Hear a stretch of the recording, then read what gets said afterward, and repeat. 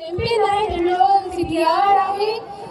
CTR महसूल है, जोरदार ताली दी है। माधव उस्ताद ग्राम आज मैं अजीज सलाम अस्सलाम वालेकुम। आज मेरी हकीक का अरमान है पाकिस्तान की आज़ादी। हमारे बड़ों ने सैयदन पाकिस्तान की आज़ादी के लिए बेपनाह कुर्बानी दी। मेहनत की, उम्मीद की शम्मा को जलाए रखा और लूहे मधु को बनाए रखा और मकसद को भी सजाए रखा। तब जाके ये वतन आजाद हुआ, तब जाके ये जबन आजाद हुआ।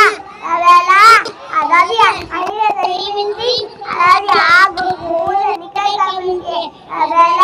ये वतन है जो बंदूक की जाता है, ये वतन है जो खुदा का एहसान है, ये वतन है जो सलमान माली और शान हारे। इस्लाम पे करता दिमाग उठाया हुआ है। मैं झुका नहीं, मैं झुका नहीं, मैं झुका नहीं, मैं झुका नहीं, मैं छुप छुपा के